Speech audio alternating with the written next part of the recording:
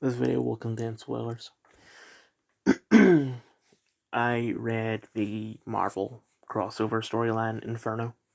I actually finished it a while back, but I say it wasn't that long. I finished it maybe a week ago, but I forgot to do a review on it because it's been so long since I've done a book or comic review. Fuck, the physical book that I'm reading right now, I haven't read it since the 14th of September. Like, I spent from February to September catching up, and then as soon as I caught up, I completely stopped reading it. But anyway, um, it's I guess like there's some individual issues that I enjoyed, but overall, the whole thing, it didn't feel like it had any sort of resolution. It was just kind of these things came alive and then they didn't. I get that it wasn't really supposed to be a full on crossover. It was just supposed to be like a small X-Men thing, but just they decided to make it into a full on crossover. But it didn't really do much. Um, I don't know what else to say. So I'm just gonna move on. I sound like I have a cold. I don't. At least I hope not. Anyway, Anora, universally positive ratings. I seen it in cinema.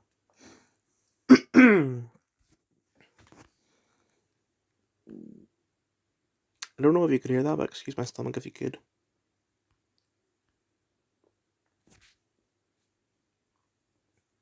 I seen the trailer for this because the cinema that I go to did a thing where they were like, if you watch these trailers and tell us if you're interested, and if you are interested, what time you would like to see it at, we'll enter you into a draw to win like gift vouchers or free tickets or something like that.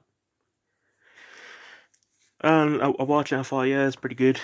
Um, like it seemed like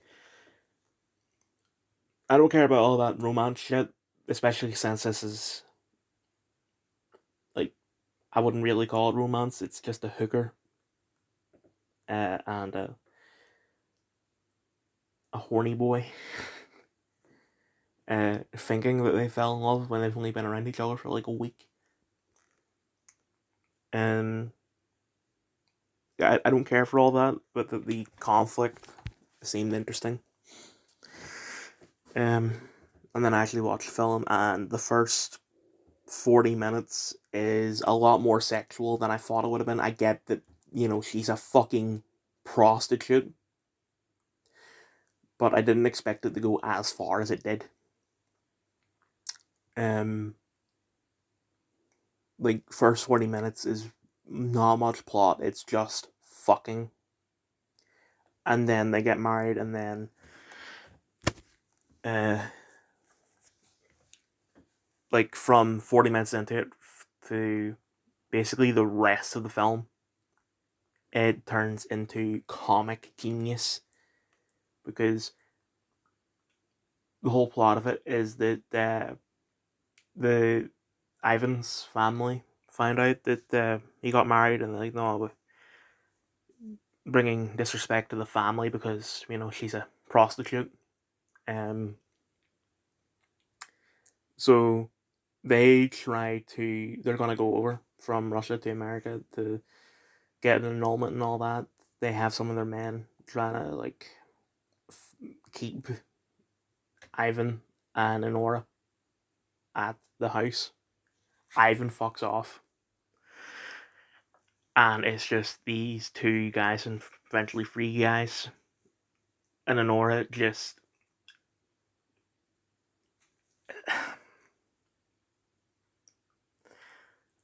I don't know what it is. It's just really, really fucking funny. Um,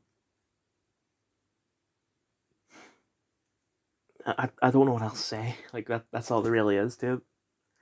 It was just porn, and then it became a comedy film, which I was I was kind of hoping that there was a comedy to it, because even with that conflict, I don't think I would have enjoyed it as much. Or no, I definitely wouldn't have enjoyed it as much. Because I said I don't really care about romance shit.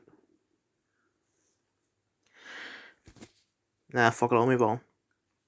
Actually, before I move on, something I find like weird is the fact that this film was released like recently. It's a 2024 film, and Ivan had called someone a faggot in the film. I thought, right, he's Russian, different cultures, all that. They're not woke. But then Anora called a particular character a faggot like 3 times in the film. I'm like thinking, what the fuck?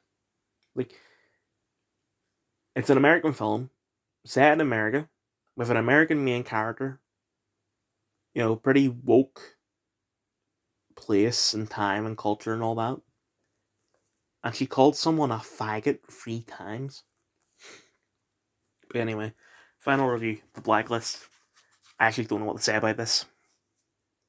Um, Possibly James Spader's greatest performance, although things like Ultron and Alan Shore, there's a conflict there. It's not like an absolute.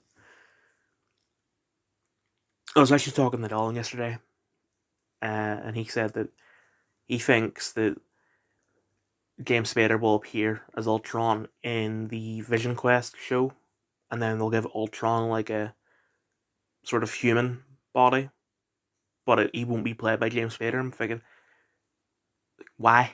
Why would they not give James Spader like a physical body when they had Paul Bettany as the voice of Jarvis, and then Paul Bettany started playing Vision? He's like, oh, but James Spader's old. Yeah, he's in his 60s, but so what? Like it's not like he's going to be actually doing all the flying and shooting laser beams out of his eyes and shit like that. And I said, Dylan said about, but it's like a long term thing. It's like, he just got out playing Raymond Reddington for 10 years. He can do long term. Yeah, I do get that Raymond himself doesn't do a lot of action. He mostly just sits down, talks big, and sometimes kills people. Which, nothing wrong with that, by the way. Like, it is fucking badass. But I just tried to defend James against something that he doesn't even know what's going on. I sound like a sim, to be honest. Anyway.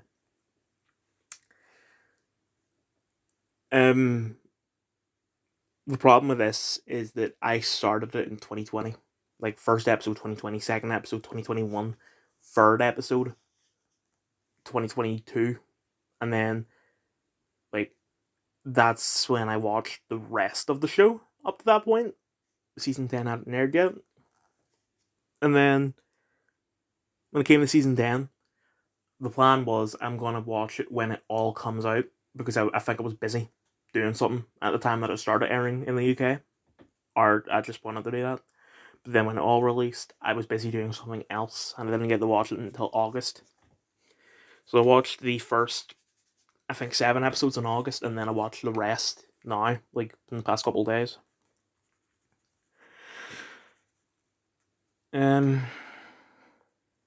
So it is hard to say things. The only thing I can really say is that the whole thing of, like, why did Ray want Elizabeth Keane to join the task force, and the fact that they didn't reveal that. I get that, Megan Boone had decided to leave, and they didn't have enough time to explain it and all that, but my sort of headcanon explanation for it is not that he is her dad. I feel like that's too, I guess, easy, too done before. My explanation is that there was someone that Raymond had cared for a lot.